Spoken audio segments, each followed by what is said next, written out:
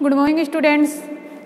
अपन last class में पढ़ रहे थे एंडोस्पर्म क्या होता है, एंडोस्पर्म कितने भागों में डिवाइड होता है और कौन सा प्रकार किस एंडोस्पर्म में यानी कौन सा प्रकार कौन से प्लांट में देखने को मिलता है। तो अपन आज एक इनके बारे में पढ़ेंगे, types of endosperm.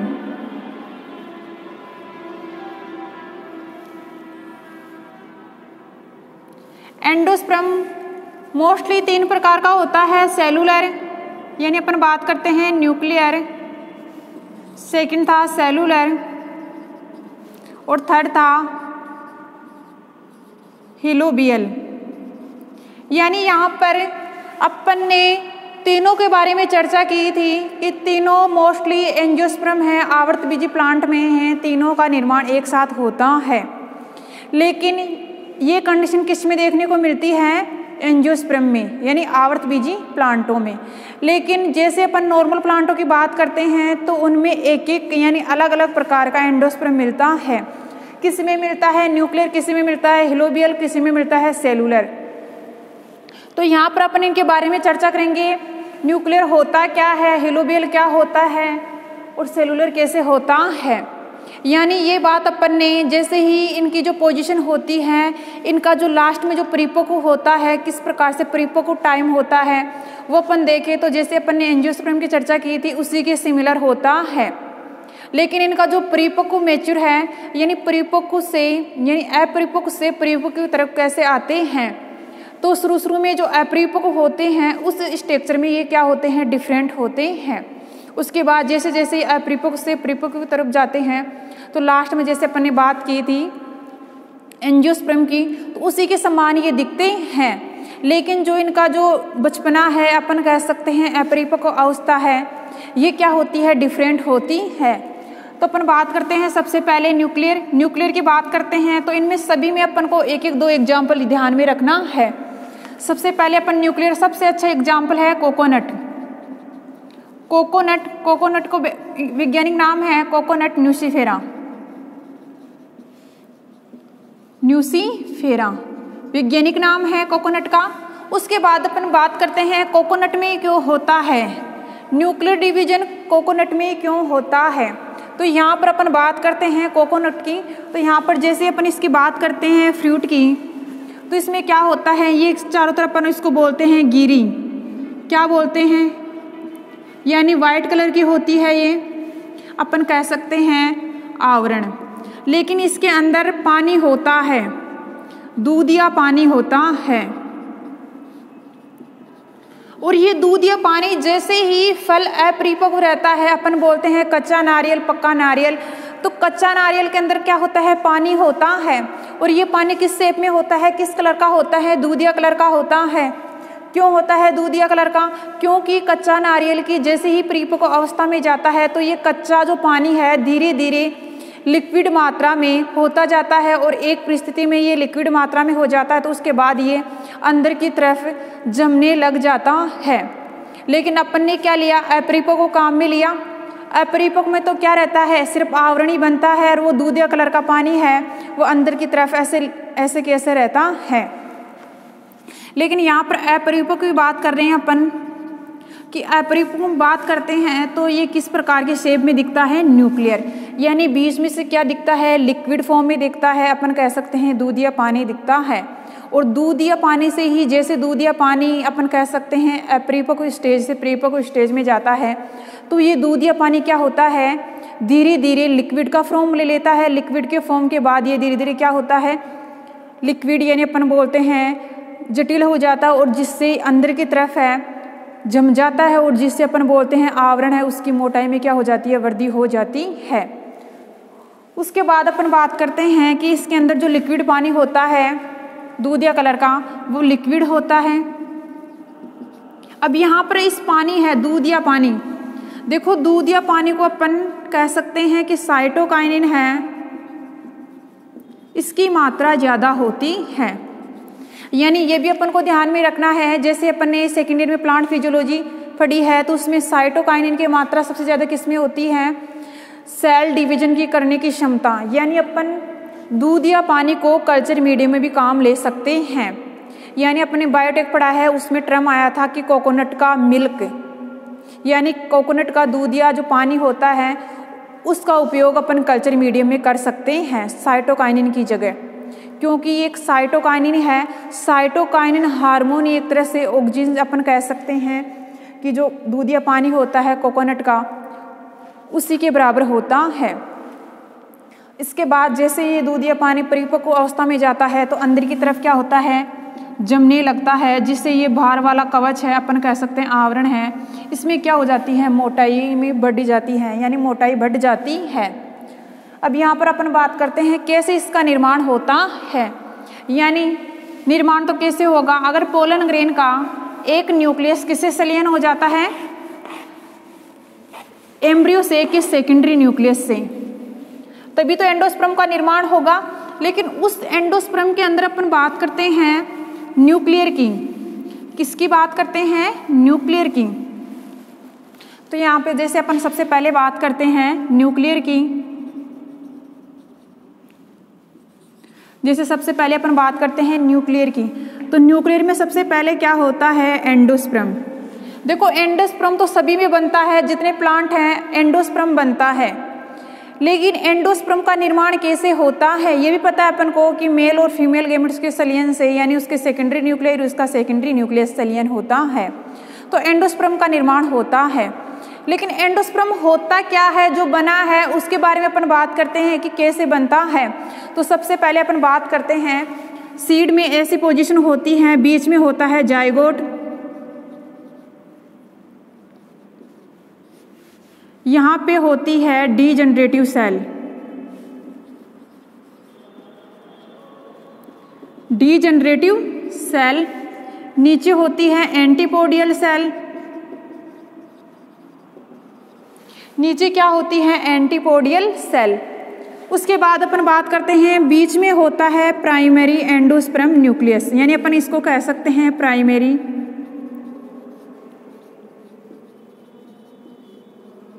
Endosperm nucleus, primary endosperm nucleus होता है।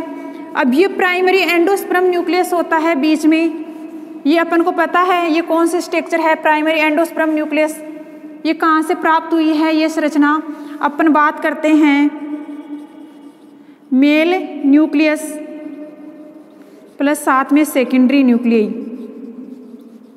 यानी एम्ब्रियो से, और यहाँ पर अपन बात करते हैं पोलन ग्रेन, यानी जो बीच में प्राइमरी एंडोस्पर्म न्यूक्लियस का निर्माण हो। देखो ये पोजीशन तो पहले से ही थी, यानी अपन को इस उल्टी कर दी इस पोजीशन को, ऊपर की तरफ थी एंटीपोडियल, नीचे की तरफ क्या था, जाइगोट था। लेकिन जैसे ही न्यूक्लियर एंडोस्पर्म बनता है तो पोजीशन क्या हो जाती है, जस्ट अपोजिट हो जाती है, यानी एंटीपोडियल नीचे की तरफ आ जाती है और जाइगोट क्या हो जाता है, ऊपर की तरफ चला जाता है। और जाइगोट के साथ में दोनों तरफ क्या रहती हैं, सिनर्जिड कोशिकाएं रहती हैं, ये अपन को पता है। और दोनों सिनर्जिड कोशिकाएं क्या हो जाती हैं, नष्ट हो जाती हैं। तभी तो यहाँ पे क्या लिखा है, degenerative cell, degenerative cell, यानी अपन कह सकते हैं सिनर्जिड सेल। और सिनर्जिड सेल के साथ में क्या होता है, यानी अपन ने ये पोजीशन पढ़ी थी, ये तो एग है, ये सेकेंडरी न्यूक्लियई है। अब ये प्राइमरी एंडोस्पर्म का निर्माण कहाँ से हुआ है, यहाँ से निर्माण हुआ है, यानी अपन कह सकते हैं पोलन ग्रेन का एक न्यूक्लियस और फीमेल ग्रेन का सेकेंडरी न्यूक्लियस संलयन होकर प्राइमरी एंडोस्पर्म न्यूक्लियस का निर्माण करते हैं। उसके बाद जाइगोट तो अपन के स्थान पे है ही, और जाइगोट की साइडों में दो सिनर्जिड सेल हैं, ये दोनों क्या होती हैं, डीजनरेट हो जाती हैं, यानी नष्ट हो जाती हैं, और दोनों की जगह क्या बन जाती है, एक स्ट्रक्चर बन जाती हैं। एंटीपोडियल सेल हैं, तीनों क्या करती हैं, अपना काम करके तीनों क्या हो जाती हैं, यहाँ पर एक गोल नुमा संरचना रह जाती हैं, तीनों की एक स्ट्रक्चर रह जाती है, इसलिए यहाँ पर अपन क्या कहते हैं, एंटीपोडियल सेल। यानी आप यहाँ पे तीनों को भी दर्शा सकते हो, अलग अलग तीनों भी दर्शा सकते हो या एक भी दर्शा सकते हो। उसके बाद अपन बात करते हैं, अब ये प्राइमरी एंडोस्पर्म न्यूक्लियस है, इसके अंदर ही क्या होगा, डिवीजन होगा। देखो यहाँ पर ये एम्ब्रियो की पोजीशन ऐसे कैसी रहेगी, डीजनरेटिव सेल, आप लिखना या न लिखना हट जाएगी ऑटोमेटिकली। और इसके बाद ये है नीचे की तरफ एंटीपोडियल सेल। अब यहाँ पर अपन को एंटीपोडियल सेल्स और जाइगोट यानी सिंट्रेजिट इनसे कोई मतलब नहीं है, अपन को तो सिर्फ मतलब है प्राइमरी एंडोस्पर्म न्यूक्लियस से। अब प्राइमरी एंडोस्पर्म न्यूक्लियस क्या करता है, पहले डिवीजन करता है, यहाँ पर क्या करता है डिवीजन करता है, और डिवीजन करता है तो जैसे ही प्राइमरी एंडोस्पर्म की संख्या पहले 1 थी और यहाँ पर डिवीजन करता है तो यहाँ पर अपन देखते हैं सीड के अंदर ये जाइगोट बचता है, और उसके बाद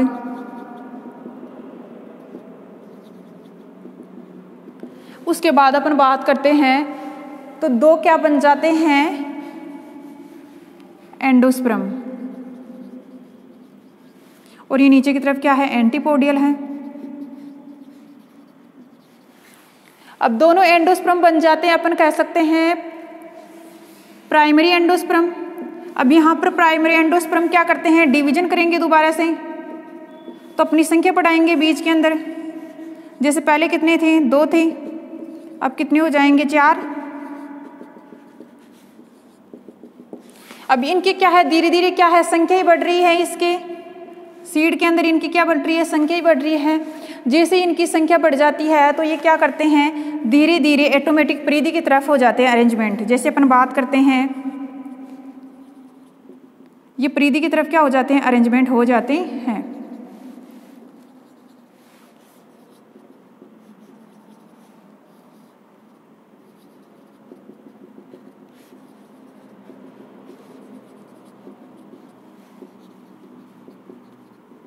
अब ये परिधि की तरफ अरेंजमेंट हो जाते हैं, इसका मतलब बीच में क्या बन जाता है एक गैप बन जाता है। यहाँ पर क्या बन जाता है एक गैप बन जाता है जिसको अपन बोलते हैं सेंट्रल वैक्यूल। क्या कहते हैं वैक्यूल कहते हैं। एक कंडीशन में ये वैक्यूल क्या होती है भर जाती है। ये एम्ब्रियो यहाँ पर जाइगोट रहता है, जाइगोट रहता है, लेकिन एक कंडीशन में ये क्या होती है स्टेज क्या बढ़ जाती है, और इस कंडीशन को क्या कहते हैं सेलुलर यानी न्यूक्लियर कहते हैं। अब ये अपन को ध्यान में रखना है कि न्यूक्लियर होता है बीच में से तो खोखला होता है और चारों तरफ इकट्ठा हो जाते हैं जितने भी न्यूक्लियस।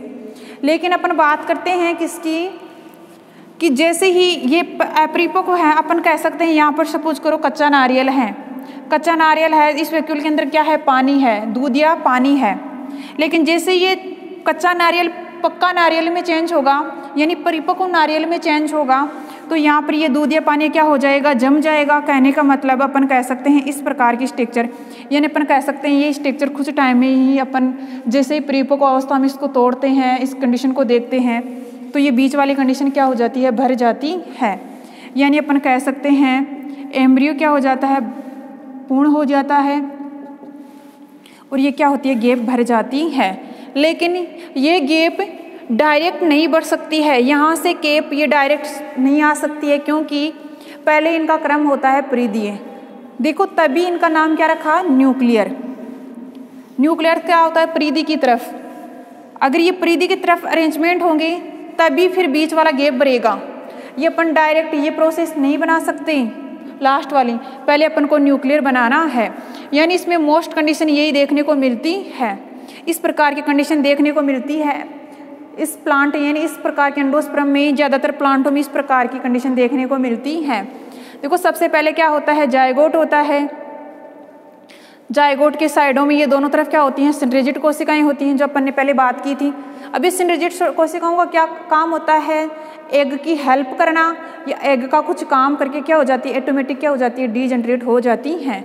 तो अपन ने यहाँ पे अपन दोनों भी दर्शा सकते हैं या अपन ने एक भी दर्शा दी, ठीक है। नीचे की तरफ क्या होती हैं 3 एंटीपोडियल सेल्स होती हैं। अपन एंटीपोडियल सेल्स को कह सकते हैं कि इनकी संख्या क्या होती है 3 होती है। इनका भी काम क्या होता है हेल्प करवाना, और जैसे ही हेल्प कर देती तो ये भी क्या हो जाती है नष्ट हो जाती हैं। लेकिन यहाँ पर पूरी तरह से नष्ट नहीं होती है, इनकी कुछ ना कुछ प्रूफ रहती है, उस कोई अपन क्या कहते हैं एंटीपोडियल कहते हैं। तो यहाँ पर जैसे अब यहाँ पर प्राइमरी एंडोस्पर्म बनता है उसमें ही डिवीजन होगा, अदरवाइज कोई सेल में नहीं होगा। जैसे अपन प्राइमरी एंडोस्पर्म में डिवीजन किया तो यहाँ पर ये एंडोस्पर्म क्या होगा संख्या बढ़ाएगा अंदर की तरफ, तो फिर किसका निर्माण करेगा 2 एंडोस्पर्म का निर्माण होगा, 2 से कितने बनेंगे, डिवीजन होगा, फिर 2 से 4 बनेंगे। अब ये 4 में और भी डिवीजन होता है तो ऑटोमेटिकली जो अगले क्रम में जो एंडोस्पर्म बनते हैं वो धीरे धीरे परिधि की तरफ क्या हो जाते हैं, अरेंजमेंट होने लगते हैं ऑटोमेटिकली। जैसे इनकी संख्या अब 4 से 8 बनेंगी तो ये 8 अंदर इनकी तरफ ही अंदर ही नहीं जाएंगे, ये क्या करेंगे, बाहर की तरफ इकट्ठे एक क्रम में अरेंजमेंट हो जाएंगे। एक अरेंजमेंट हो जाते हैं तो बीच में क्या रहती है, वैक्यूल रह जाती है, खाली जगह रह जाती है। अब ये खाली जगह जैसे अपन इस परिपक्व अवस्था में लेते हैं तो ये खाली जगह क्या होती है, भर जाती है। अपन को एग्जाम्पल ध्यान में रखना है, कौन सा एग्जाम्पल आता है इसमें, कोकोनट, यानी इसको बोलते हैं कोकोनट न्यूसीफेरा, दूधिया मिल्क होता है, इसमें साइटोकाइनिन की मात्रा ज़्यादा होती है, ये भी अपन को ध्यान में रखना है। सेकंड प्रकार आता है सेलुलर, कौन सा प्रकार आता है, सेकेंडरी आता है सेलुलर। सेलुलर की अपन बात करते हैं तो इस प्रकार की कंडीशन देखने को मिलती है।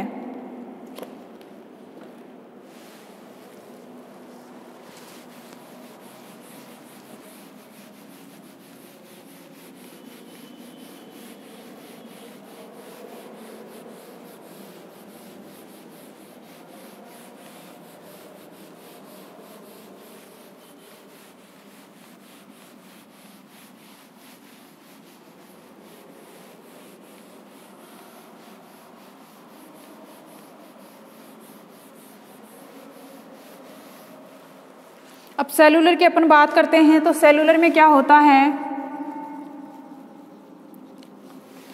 सेलुलर में अपन बात करते हैं तो ऊपर की तरफ जैसे ही एंडोस्पर्म का फॉर्मेशन होता है तो उसके ऊपर कुछ कोशिकाएं होती हैं, उसको बोलते हैं बेसल सेल्स। जैसे ये है एम्ब्रियो से ऊपर क्या है, एग सेल, अपन कह सकते हैं दोनों तरफ क्या है, सिंट्रेजिड सेल।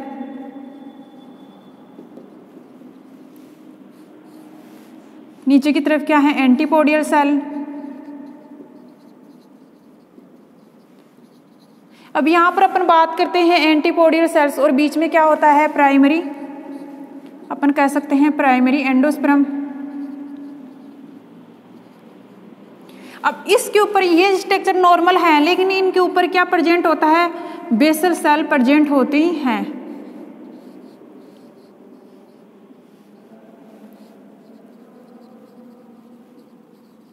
क्या प्रेजेंट होती हैं, बेसल सेल प्रेजेंट होती हैं। अब ये बेसल सेल और एपिकल सेल्स क्या होती हैं, डिवीजन करती हैं। क्या करती हैं, डिवीजन करती हैं। और जैसे ही डिवीजन करती हैं तो इसमें जो अंदर की तरफ न्यूक्लियस है इनकी संख्या क्या होती है, बढ़ती जाती है। यानी यहाँ पर अपन बात करते हैं इनकी संख्या क्या होती है, धीरे धीरे यहाँ पर प्राइमरी एंडोस्पर्म है उनकी संख्या बढ़ती है।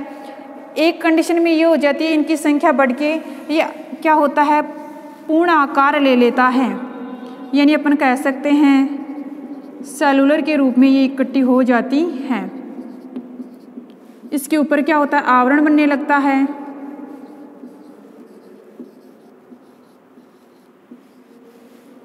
लास्ट वाले कंडीशन की अपन बात करते हैं तो पूरी तरह से ये क्या हो जाता है, कठोर हो जाता है।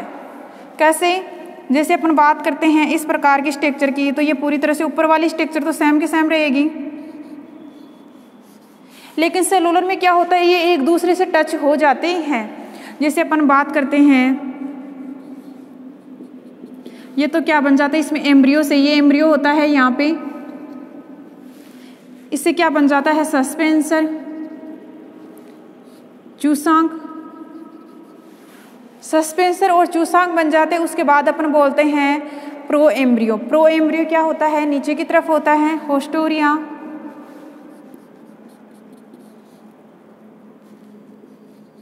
Pro embryo. अब प्रो एम्ब्रियो के बाद में यहाँ पर क्या होती हैं, कोशिकाएं होती हैं, अपन कह सकते हैं प्राइमरी एंडोस्पर्म होता है। अब ये प्रो एम्ब्रियो एक तरह से क्या होता है, एम्ब्रियो होता है, लेकिन इसको परिपक्व यानी इसको मैच्योर यानी अपन कह सकते हैं इसको खाना पीना ये सेल्स होती हैं सेलुलर, यही देती रहती हैं इस एम्ब्रियो को। तभी ये प्रो एम्ब्रियो होता है सेल्स के अंदर की तरफ होता है, बाहर की तरफ होता है चूसांग यानी होस्टोरिया होता है, फिर सस्पेंसर सेल होती हैं और फिर एम्ब्रियो होता है।